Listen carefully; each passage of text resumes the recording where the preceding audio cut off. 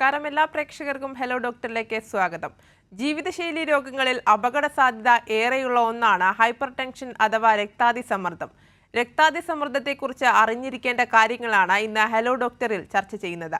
നമ്മുടെ സംശയങ്ങൾക്ക് മറുപടിയുമായി നമുക്കൊപ്പമുള്ളത് കേരള ഡയറക്ടറേറ്റ് ഓഫ് ഹെൽത്ത് സർവീസസിലെ പബ്ലിക് ഹെൽത്ത് സ്പെഷ്യലിസ്റ്റും മെഡിക്കൽ ആൻഡ് ഹോസ്പിറ്റൽ അഡ്മിനിസ്ട്രേഷൻ വിഭാഗം അസിസ്റ്റന്റ് ഡയറക്ടറുമായ ഡോക്ടർ MJ അജനാണ്.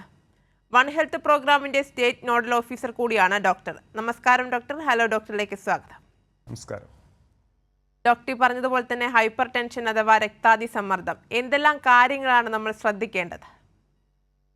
ഹൈപ്പർ ടെൻഷൻ എന്ന വാക്ക് അല്ലെങ്കിൽ ഉയർന്ന രക്തസമ്മർദ്ദം എന്നതിനെ പറ്റി നമ്മൾ മനസ്സിലാക്കുമ്പോൾ എന്തുകൊണ്ടാണ് ഇത് സംഭവിക്കുന്നത്, അല്ലെങ്കിൽ രക്തത്തിന് സമ്മർദ്ദം ഉണ്ടാകുന്ന എന്തുകൊണ്ടാണെന്ന് കൂടെ നമ്മളൊന്ന് അറിഞ്ഞിരിക്കേണ്ടത് അത്യാവശ്യമാണ്. നമ്മുടെ ഹൃദയത്തിൽ നിന്ന് രക്തധമനികളിലേക്ക് രക്തം പമ്പ് ചെയ്ത് വിടുമ്പോൾ അത് മൂലം, ആ ഫോഴ്സ് മൂലം രക്തധമനികളിൽ ഉണ്ടാകുന്ന പ്രഷറാണ് സമ്മർദ്ദം അല്ലെങ്കിൽ ബ്ലഡ് പ്രഷർ എന്ന് പറയുന്നത്.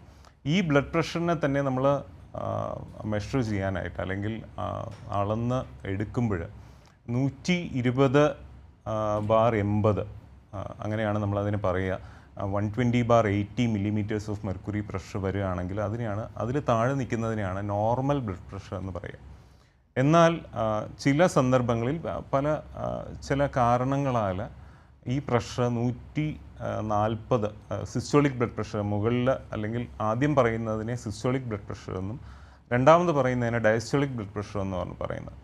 ഇത് 140/90 മുകളിൽ പോവുകയാണെങ്കിൽ അതിനെയാണ് നമ്മൾ ഹൈപ്പർ ടെൻഷൻ എന്ന അവസ്ഥയിലേക്ക് സൂചിപ്പിക്കുന്നത്. ഈ 140/90 എന്ന് പറയുമ്പോൾ അതിൽ ഏതെങ്കിലും ഒരു അളവ് ഈ പറഞ്ഞതിന് മുകളിൽ പോവുകയാണെങ്കിൽ, അത് മുകളിലത്തെ പ്രഷർ 140 മുകളിലോ താഴത്തെ പ്രഷർ 90 മുകളിലോ, ഇത് രണ്ടും ഒരുമിച്ച് പോവുകയാണെങ്കിൽ നമ്മൾ ഹൈപ്പർ ടെൻഷൻ എന്നാണ് പറയുക. ഇത് നമ്മുടെ ഈ നൂറ്റാണ്ടിലെ ഒരു സൈലൻറ്റ് കില്ലറായിട്ടാണ് അറിയപ്പെടുന്നത്. സൈലൻറ്റ് കില്ലർ എന്ന് പറയാൻ കാര്യം, ഇതിൻ്റെ രോഗലക്ഷണങ്ങൾ എല്ലാം മറ്റ് അസുഖങ്ങളെ പോലെ തന്നെ അസുഖം അല്ലെങ്കിൽ ഈ പ്രശ്നം നമ്മുടെ ശരീരത്തിൽ തുടങ്ങുന്ന അവസരത്തിൽ തന്നെ നമ്മൾ തിരിച്ചറിഞ്ഞു കൊള്ളണമെന്നില്ല. അതുതന്നെയാണ് ഈ രോഗത്തിൻ്റെ ഒരു വ്യാപ്തി അല്ലെങ്കിൽ ഒരു അപകടാവസ്ഥയ്ക്ക് കാരണവും. ലോകമെമ്പാടും നമ്മൾ നോക്കിക്കഴിഞ്ഞാൽ ഇന്നുണ്ടാകുന്ന മരണങ്ങളിൽ 1/5 സംഭവിക്കുന്നത് ഹൈപ്പർ ടെൻഷൻ കാരണമാണ്. ലോകമെമ്പാടുമുള്ള രോഗികൾ എടുക്കുകയാണെങ്കിൽ, അല്ലെങ്കിൽ അഡൾട്ട് പോപ്പുലേഷൻ എടുത്താൽ 3-1 ഹൈപ്പർ ടെൻഷൻ ഉണ്ട് എന്നാണ് കണക്ക്. അത് ഇന്ത്യയിലെയും കേരളത്തിലെയും സ്ഥിതി ഒട്ടും തന്നെ വ്യത്യസ്തമല്ല. ശതമാനക്കണക്കുകളിലെ ചെറിയ ഏറ്റക്കുറച്ചിലുകളിൽ മാത്രമേ ഈ വ്യത്യാസം നമ്മൾ കാണുന്നുള്ളൂ. ഇനി എന്തെങ്കിലും പ്രായത്തിലുള്ള ആൾക്കാർക്കോ അല്ലെങ്കിൽ പുരുഷനോ സ്ത്രീക്കോ വ്യത്യാസങ്ങളുണ്ടോ എന്ന് ആണ് സാധാരണ നമ്മൾ പിന്നെ പരിശോധിക്കാറുള്ളത്. അതിൽ സ്ത്രീകൾക്ക് ഇപ്പോൾ 50 വയസ്സിന് താഴെ, 30-നും 50 വയസ്സിനും ഇടയിൽ നോക്കുമ്പോൾ പുരുഷന്മാർക്കാണ് കുറച്ചുകൂടെ ഹൈപ്പർ ടെൻഷൻ കാണാൻ സാധ്യത കൂടുതൽ. ഒരു 34% പുരുഷന്മാർക്കും 32% സ്ത്രീകൾക്കും എന്നുള്ളതാണ് ലോകമെമ്പാടുമുള്ള കണക്ക്. ഇനി എന്നാൽ 50 വയസ്സിന് മുകളിലേക്ക് നോക്കുകയാണെങ്കിൽ ഏകദേശം 49% പുരുഷന്മാർക്കും സ്ത്രീകൾക്കും ഹൈപ്പർ ടെൻഷൻ ഉണ്ട് എന്നാണ് പഠനങ്ങൾ സൂചിപ്പിച്ചിട്ടുള്ളത്. ഇനി ഹൈപ്പർ ടെൻഷൻ്റെ ലക്ഷണങ്ങൾ എന്തൊക്കെയാണ് അതാണ് നമ്മൾ അറിഞ്ഞിരിക്കേണ്ട മറ്റൊരു പ്രധാനപ്പെട്ട കാര്യം. ഹൈപ്പർ ടെൻഷൻ്റെ ലക്ഷണങ്ങളെ പറ്റി പറയുമ്പോൾ തലവേദന, കാഴ്ചയ്ക്ക് ചെറിയ ബുദ്ധിമുട്ട് വരാം, കിഡ്നിയുമായി ബന്ധപ്പെട്ടിട്ടുള്ള രോഗലക്ഷണങ്ങളായിട്ട് വരാം, ചിലപ്പോൾ നെഞ്ചുവേദന അല്ലെങ്കിൽ ഹാർട്ട് അറ്റാക്ക് ആയിട്ടുള്ള പ്രശ്നങ്ങളായിട്ട് വരാം, അതുപോലെ തന്നെ പക്ഷാഘാതം ആയിട്ട് വേണമെങ്കിലും ഇത് പ്രസൻറ്റ് ചെയ്യാം. ഇങ്ങനെ പല നമ്മുടെ ശരീരത്തിലുള്ള പല ഓർഗണുകളെയും ബാധിക്കുന്ന, അതുപോലെ തന്നെ ഇതിൻ്റെ എല്ലാം കോംപ്ലിക്കേഷൻസ് ഉണ്ടാക്കാൻ പറ്റുന്ന, മരണം വരെ ഉണ്ടാക്കാൻ പറ്റുന്ന ഒരു അസുഖമായിട്ടാണ് ഹൈപ്പർ ടെൻഷനെ നമ്മൾ കാണുന്നത്. ഡോക്ടർ, ഈ രക്തസമ്മർദ്ദം കൂടാതിരിക്കാൻ നമുക്ക് എന്തൊക്കെ കാര്യങ്ങൾ ശ്രദ്ധിക്കാൻ കഴിയും? വളരെ വളരെ പ്രധാനപ്പെട്ട ഒരു ചോദ്യമാണ്. രക്തസമ്മർദ്ദം കൂടാതിരിക്കണം എന്ന് പറയുമ്പോൾ ഞാൻ ആദ്യം സൂചിപ്പിച്ച പോലെ തന്നെ നമ്മുടെ പ്രഷർ എത്രയാണ് അല്ലെങ്കിൽ ബ്ലഡ് പ്രഷർ എത്രയാണ് എന്ന് അറിഞ്ഞിരിക്കുക എന്ന പോയിന്റ് വളരെ പ്രധാനപ്പെട്ടതാണ്. നോ യുവർ ബ്ലഡ് പ്രഷർ അല്ലെങ്കിൽ നമ്മൾ ഇപ്പോൾ ഏത് സ്റ്റേജിൽ നിൽക്കുന്നു എന്ന് അറിയുന്നതിന് വേണ്ടി വർഷത്തിൽ ഒരിക്കലെങ്കിലും നമ്മളൊരു ഡോക്ടറെ കണ്ട് ഈ ഒരു ബ്ലഡ് പ്രഷർ പരിശോധന നടത്തേണ്ടതാണ്.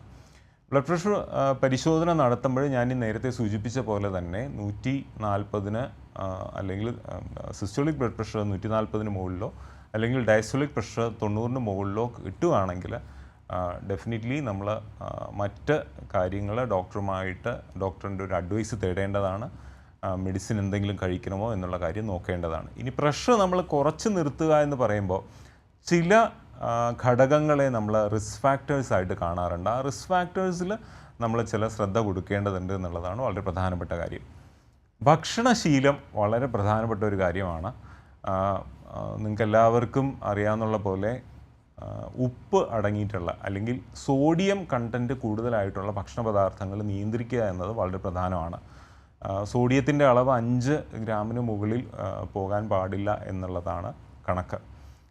ഇനി ഈ ഒരു പോയിന്റിൽ മാത്രം നിർത്തിക്കൊണ്ട് ലോകത്ത് പല സ്ഥലങ്ങളിലും പല ക്യാമ്പയിനുകളും നടത്തി ബ്ലഡ് പ്രഷർ കുറയ്ക്കാൻ സാധിച്ചിട്ടുണ്ട്. ചൈനയിലും മറ്റുമൊക്കെ സക്സസ്ഫുൾ ആയിട്ട് ഇത് പ്രാവർത്തികമാക്കിയിട്ടുള്ള കാര്യമാണ്. ഇനി മറ്റെന്തൊക്കെ കാര്യങ്ങളെന്ന് ചോദിച്ചാൽ ഭക്ഷണത്തിൽ തന്നെ നമ്മൾ ഒന്നുകൂടെ ഊന്നി പറയുകയാണെങ്കിൽ ഭക്ഷണം പച്ചക്കറികളുടെ അളവ് കുറച്ച് കൂടുതലായിട്ട് കഴിക്കുന്നത് വളരെ പ്രധാനമാണ്. അത് പച്ചക്കറികളെന്ന് പറയുമ്പോൾ കിഴങ്ങ് വർഗ്ഗങ്ങൾ ഒഴിവാക്കിക്കൊണ്ടുള്ള പച്ചക്കറികൾ, ഫ്രൂട്ട്സും ഏകദേശം ഒരു 400 ഗ്രാം എങ്കിലും നമ്മൾ കഴിച്ചിരിക്കണം എന്നുള്ളതാണ് കണക്ക്. ഇനി നമ്മുടെ ചില ശീലങ്ങൾ നമ്മുടെ ഹൈപ്പർ ടെൻഷനുമായി ബന്ധപ്പെട്ട് പ്രശ്നമുണ്ടാക്കാൻ പറ്റുന്ന രീതിയിലുള്ളതാണ്. അത് ഏതൊക്കെയാണെന്ന് ചോദിച്ചാൽ സ്മോക്കിംഗ് ആൻഡ് ആൽക്കഹോളിസം. സ്മോക്കിംഗ് അല്ലെങ്കിൽ പുകവലിക്കുക എന്ന് പറയുന്നത് ഹൈപ്പർ ടെൻഷനും അതുപോലെ തന്നെ ഹൈപ്പർ ടെൻഷനുമായി കോംപ്ലിക്കേഷൻസിനുമൊക്കെ കാരണമാകാൻ പറ്റുന്ന പ്രശ്നമാണ്. അത് പക്ഷാഘാതമായാലും അതുപോലെ തന്നെ ഹൃദയാഘാതമായാലും രണ്ടിനും കാരണമാകാൻ പറ്റുന്ന ഒന്നാണ് പുകവലി എന്ന് പറയുന്നത്. ഇനി മദ്യപാനവുമായി ബന്ധപ്പെട്ടിട്ടാണെങ്കിലും മദ്യം ശരീരത്തിലെത്തുന്ന സമയത്ത് അല്ലെങ്കിൽ ആദ്യമായി കഴിക്കുന്ന അവസരത്തിൽ BP കുറച്ച് കുറയാം എന്നുണ്ടെങ്കിൽ തന്നെയും സ്ഥിരമായി കഴിക്കുന്ന അല്ലെങ്കിൽ മദ്യം കഴിക്കുന്നത് നമ്മുടെ ശരീരത്തിൽ ഒരു ക്രോണിക് ആയിട്ട് പല മാറ്റങ്ങളും ഉണ്ടാക്കുകയും അതോടൊപ്പം തന്നെ ഹൈപ്പർ ടെൻഷനിലും കാരണമാകാമെന്നാണ് എല്ലാ പഠനങ്ങളും സൂചിപ്പിക്കുന്നത്. പല ഡിബേറ്റുകളിലും പലരുമൊക്കെ തിരിച്ച് ചർച്ചകൾ നടത്താറുള്ള ഒരു പോയിന്റ് ആണെങ്കിൽ തന്നെയും ഹൈപ്പർ ടെൻഷന് കാരണമാകുന്ന ഘടകങ്ങളിൽ വളരെ പ്രധാനപ്പെട്ട ഒന്നായിട്ടാണ് മദ്യപാനത്തെയും ചിട്ടപ്പെടുത്തിയിരിക്കുന്നത്. ശരി ഡോക്ടർ, ഇപ്പോൾ ഒരു പ്രേക്ഷകൻ നമുക്കൊപ്പം ചേരുന്നുണ്ട്. കണ്ണൂർ പിണറായിയിൽ നിന്ന് കരുണാകരനാണ്. കരുണാകരൻ, ഡോക്ടറോട് ചോദിച്ചോളൂ. ഹലോ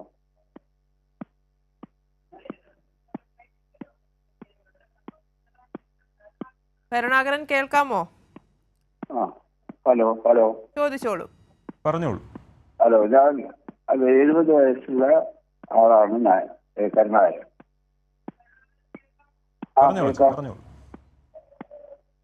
70 വയസ്സുള്ള ആളാണ് കരുണാകരൻ എന്ന് പറഞ്ഞ ആള്.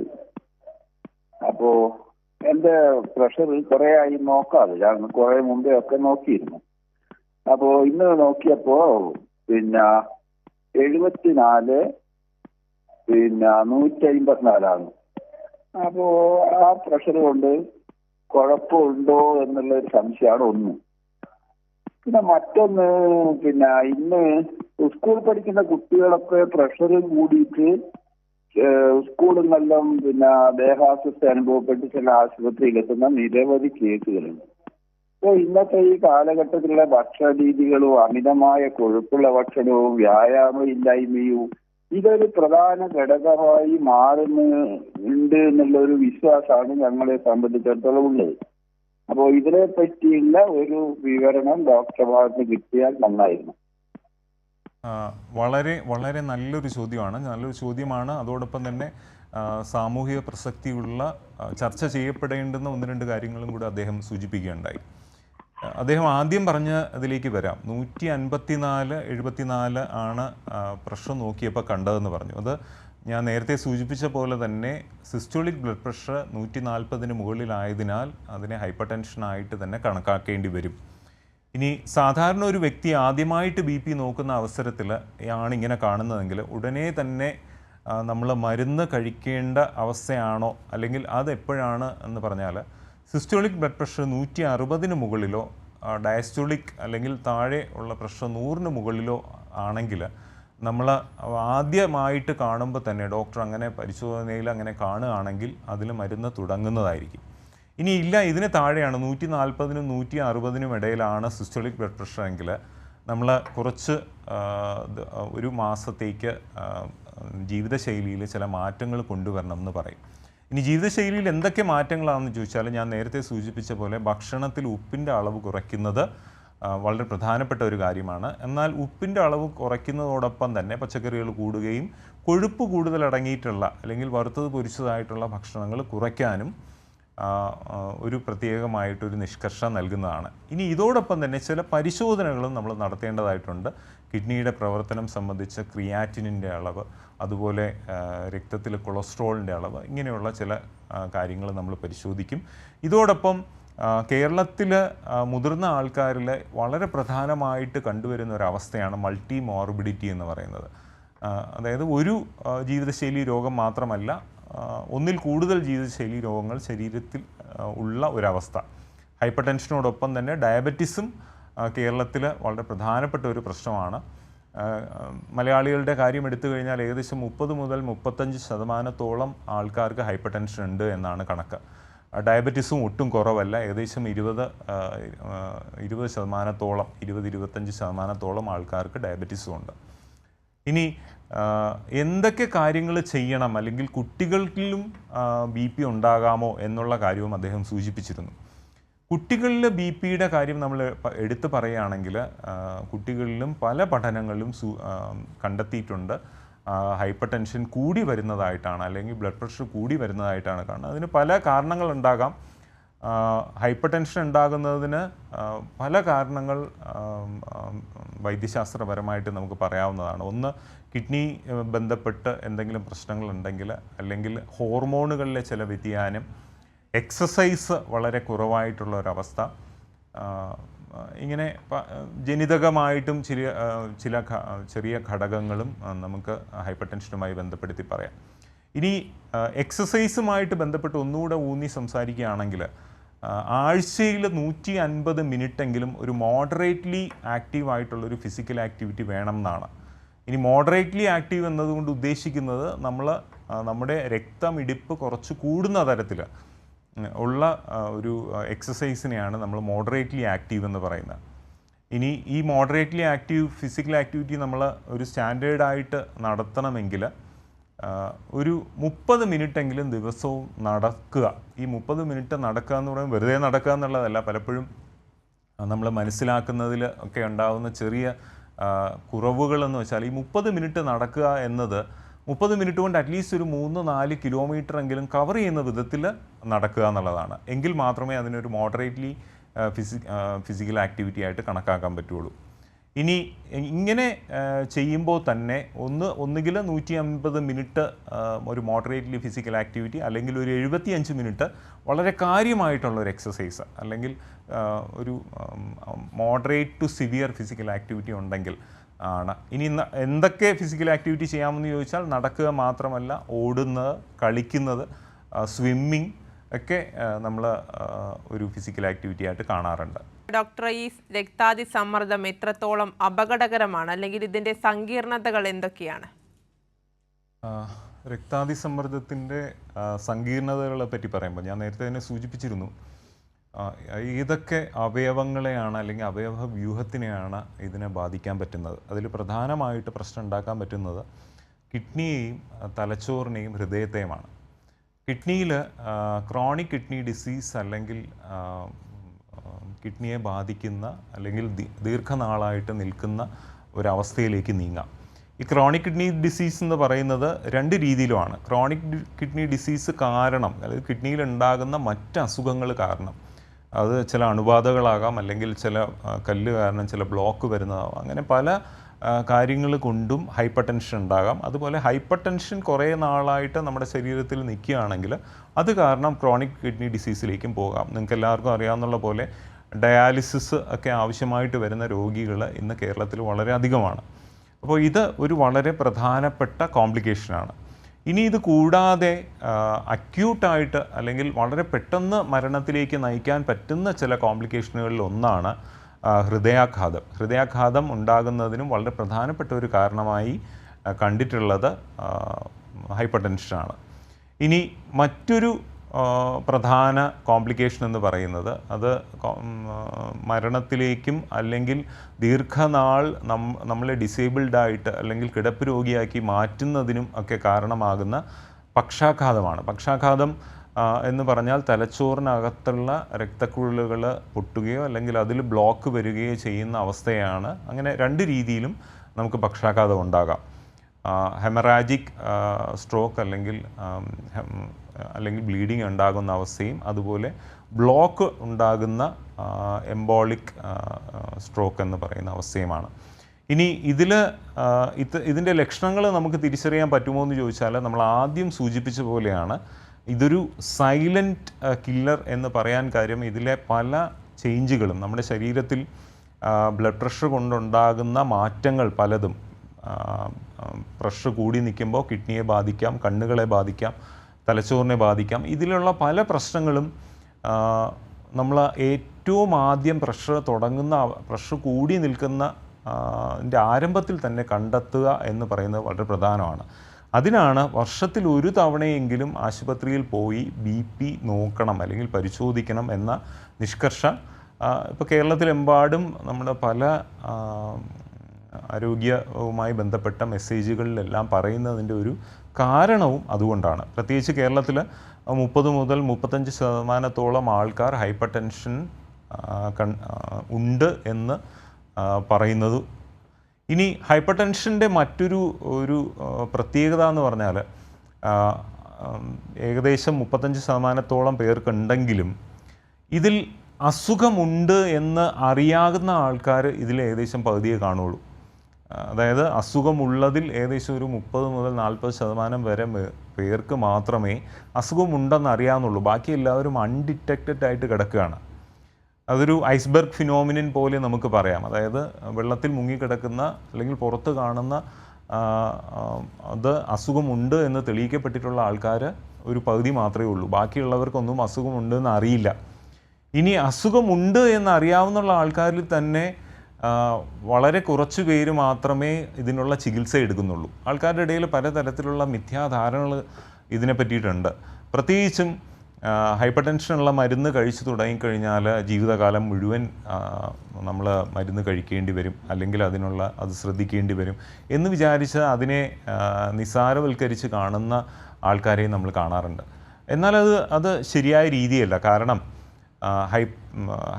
പ്രഷർ കൂടി നിൽക്കുന്ന പ്രശ്നം നമ്മൾ മരുന്ന് ഉപയോഗിക്കുകയോ അല്ലെങ്കിൽ അതിൻ്റെ ചികിത്സ ചെയ്യുകയോ മറ്റ് ഭക്ഷണക്രമങ്ങളും ഉള്ള മാറ്റവും എക്സസൈസും ഒക്കെ ജീവിതത്തിൽ കൊണ്ടുവന്നില്ലെങ്കിൽ ഹൈപ്പർ ടെൻഷൻ കൊണ്ടുണ്ടാകുന്ന ദോഷങ്ങൾ അല്ലെങ്കിൽ നമ്മുടെ ശരീരത്തിൽ ഉണ്ടാകുന്ന മാറ്റങ്ങൾ കൂടുതൽ സങ്കീർണതകളിലേക്ക് പോവുകയും പ്രഷർ ഒരിക്കലും അല്ലെങ്കിൽ കൂടുതൽ കൺട്രോൾ ആകാത്ത അവസ്ഥയിലേക്ക് പോവുകയാണ് ചെയ്യുന്നത്.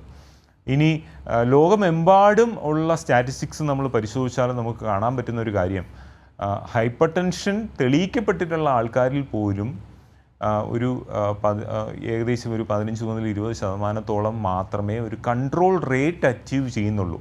അല്ലെങ്കിൽ 140 മുകളിൽ സിസ്റ്റോളിക് ബ്ലഡ് പ്രഷറും 90 മുകളിൽ ഡയസ്റ്റോളിക് ബ്ലഡ് പ്രഷറും ഉള്ളത് അതിനെ താഴത്തേക്ക് കൊണ്ടുവരാൻ സാധിക്കുന്നുള്ളൂ. അതെന്തുകൊണ്ടാണെന്ന് ചോദിച്ചാൽ പലപ്പോഴും മരുന്ന് കൃത്യമായി കഴിക്കാതിരിക്കുന്നത് കൊണ്ടും ജീവിതശൈലിയിലുള്ള മാറ്റങ്ങൾ കൊണ്ടുവരാത്തത് കൊണ്ടുമാണ്. അപ്പോൾ ഇങ്ങനെയുള്ള കാര്യങ്ങളും കൂടെയൊക്കെ ശ്രദ്ധിച്ചാൽ മാത്രമാണ് നമുക്ക് നേരത്തെ സൂചിപ്പിച്ച കോംപ്ലിക്കേഷൻസിലോട്ട് പോകുന്നത് തടയാൻ സാധിക്കുകയുള്ളൂ. ശരി ഡോക്ടർ, ഇപ്പോൾ ഒരു പ്രേക്ഷകൻ ചേരുന്നുണ്ട്. മാളയിൽ നിന്ന് സജീവാണ്. സജീവ് ഡോക്ടറോട് ചോദിച്ചോളൂ. ഹലോ, പറഞ്ഞോളൂ. ഹലോ പറഞ്ഞോളൂ ഡോക്ടർ. അതായത് എനിക്ക് എന്റെ പ്രഷർ 110/80, അത് സ്ഥിരമായിട്ട് തന്നെ നിൽക്കണ്, ഒരേ ലെവലിൽ നിൽക്കണം. 110 കൂടണില്ല. അപ്പൊ ഇടയ്ക്ക് ഒരു തലകർക്കൊക്കെ വരാറുണ്ടായിരുന്നേ. കൂടാതിരിക്കുന്നതിൽ നമ്മൾ സന്തോഷിക്കുകയാണല്ലോ വേണ്ടത്. ഇപ്പൊ തലകറക്കം വരുന്നത് ഹലോ പറഞ്ഞോളൂ, കേൾക്കാം. 110-180 വിട്ട് ഒരു കാരണവശാലും കൂടണില്ല. അത് പലപ്പോഴും കൂടാന്ന് മരുന്നൊക്കെ കഴിച്ചിട്ടും അതേ ലെവലിൽ തന്നെ 110-120 വരെ മാക്സിമം എത്തും, മതി കൂടില്ല. ഓക്കെ. ഇതിൽ നമ്മുടെ ശരീരത്തിലെ പ്രഷർ എല്ലായ്പ്പോഴും കൃത്യമായിട്ട് ഒരു അളവിൽ തന്നെ നിൽക്കണം എന്ന് നിർബന്ധമൊന്നുമില്ല. നമ്മൾ ചെയ്യുന്ന ജോലികൾക്കും നമ്മുടെ പ്രവൃത്തികൾക്കും അനുസരിച്ചിട്ട് ഈ പ്രഷറിൽ ചെറിയ വ്യത്യാസം അങ്ങോട്ടും ഇങ്ങോട്ടും ഒക്കെ വന്നുകൊണ്ടിരിക്കാം. ചില രോഗാവസ്ഥകളിലൂടെ നമ്മൾ കടന്നു പോകുമ്പോൾ, പ്രത്യേകിച്ച് ചില പകർച്ചവ്യാധികളൊക്കെ വരുന്ന അവസരത്തിൽ നമുക്ക് BP കുറച്ച് കുറയുകയും ഒക്കെ ഉണ്ടാകാം. നമ്മൾ ആവശ്യത്തിന് വെള്ളം അല്ലെങ്കിൽ ജലാംശം നമ്മുടെ ശരീരത്തിൽ കുറയുകയാണെങ്കിൽ, ഭക്ഷണം ആവശ്യത്തിന് കഴിച്ചില്ലെങ്കിൽ ഒക്കെ ചിലപ്പോൾ നമ്മുടെ പ്രഷർ കുറഞ്ഞു പോകുന്ന ഒരവസ്ഥയും ഉണ്ടായേക്കാം. ഇനി 110-80 തന്നെ BP നിൽക്കുന്നു, അതിൽ എന്തെങ്കിലും നമ്മൾ ആശങ്കപ്പെടേണ്ടതുണ്ടോ എന്ന് ചോദിച്ചാൽ അങ്ങനെ പ്രത്യേകിച്ച് കാര്യമൊന്നുമില്ല. നമ്മൾ 120 താഴെ സിസ്റ്റോളിക് ബ്ലഡ് പ്രഷർ നിർത്തുന്നോളം അത് ഏറ്റവും നന്നായിട്ടുള്ള കാര്യമാണ്. എല്ലാ പഠനങ്ങളും സൂചിപ്പിക്കുന്നത് നമ്മുടെ സിസ്റ്റോളിക് ബ്ലഡ് പ്രഷർ അല്ലെങ്കിൽ ആദ്യം പറയുന്ന ബ്ലഡ് പ്രഷർ എന്ന് പറയുന്നത് 120, എക്സാക്ട്ലി പറയുകയാണെങ്കിൽ 110 മുതൽ 115 വരെ 2023 ഗ്ലോബൽ ഹൈപ്പർ ടെൻഷൻ റിപ്പോർട്ട് പ്രകാരം ഈ ഒരു ലെവലിൽ നമുക്ക് നിർത്തി പോകാൻ പറ്റിയാൽ, അല്ലെങ്കിൽ അതിൽ താഴോട്ടാണ് നമുക്ക് സിസ്റ്റോളിക് ബ്ലഡ് പ്രഷർ നിർത്തുന്നതെങ്കിൽ നമുക്ക് ഏറ്റവും നല്ല അവസ്ഥ അതാണ് പ്രഷറുമായി ബന്ധപ്പെട്ട്. അതിന് മുകളിലേക്ക് ഓരോ 20 മില്ലിമീറ്റർ മെർക്കുറി പ്രഷർ കൂടുമ്പോഴും നമുക്ക് ഹൈപ്പർ ടെൻഷൻ കൊണ്ടുണ്ടാകാവുന്ന മരണത്തിൻ്റെ ചാൻസ് 2 ഇരട്ടിയാകാം അല്ലെങ്കിൽ ഇരട്ടിയാകാൻ പറ്റും എന്നാണ് പഠനങ്ങൾ സൂചിപ്പിച്ചിട്ടുള്ളത്. ഇനി ഈ പ്രഷർ നോക്കുന്നതിൻ്റെ കാര്യം പറഞ്ഞു, BP നോക്കി എന്ന് പറഞ്ഞു. ഇനി BP നോക്കുന്ന അവസരത്തിൽ നമ്മൾ ചില കാര്യങ്ങൾ ശ്രദ്ധിക്കേണ്ടതുണ്ട്. അത് പൊതുജനങ്ങളും അറിഞ്ഞിരിക്കേണ്ടതുണ്ട്.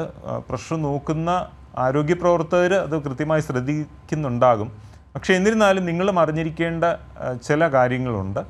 ഒന്ന്, പ്രഷർ നോക്കാനായിട്ട് നമ്മൾ പോയി ഇരിക്കുമ്പോൾ എപ്പോഴും ബാക്ക് സപ്പോർട്ടഡ് ആയിട്ട്, പുറകുവശം സപ്പോർട്ട് ചെയ്യുന്ന രീതിയിൽ ചാരി വേണം ഇരിക്കാനായിട്ട്.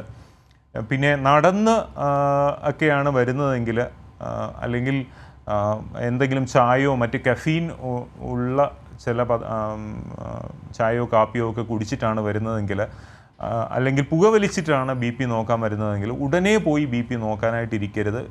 കഴിവതും ഒരു 15-30 മിനിറ്റോളം ഒരു ഗ്യാപ്പ് കൊടുത്ത് ഒന്ന് വിശ്രമിച്ചതിന് ശേഷം മാത്രമേ BP നോക്കാനായിട്ട് പോകാവൂ. ഇല്ലെങ്കിൽ BP കൂടുതലായിരിക്കും കാണുക. ശരി, പ്രേക്ഷകന് വ്യക്തമായെന്ന് കരുതുന്നു. ഡോക്ടർ ഹലോ ഡോക്ടറിന് അനുവദിച്ച സമയം ഇവിടെ അവസാനിച്ചിരിക്കുകയാണ്. രക്താതി സമ്മർദ്ദത്തെക്കുറിച്ച് അറിഞ്ഞിരിക്കേണ്ട കാര്യങ്ങളാണ് ഹലോ ഡോക്ടർ ഇന്ന് ചർച്ച ചെയ്തത്. നമ്മുടെ സംശയങ്ങൾക്ക് മറുപടി നൽകിയത് കേരള ഡയറക്ടറേറ്റ് ഓഫ് ഹെൽത്ത് സർവീസസിലെ പബ്ലിക് ഹെൽത്ത് സ്പെഷ്യലിസ്റ്റും മെഡിക്കൽ ആൻഡ് ഹോസ്പിറ്റൽ അഡ്മിനിസ്ട്രേഷൻ വിഭാഗം അസിസ്റ്റന്റ് ഡയറക്ടറുമായ ഡോക്ടർ MJ അജനാണ്. നന്ദി ഡോക്ടർ. ഹലോ ഡോക്ടർ പൂർണ്ണമാകുന്നു. നമസ്കാരം.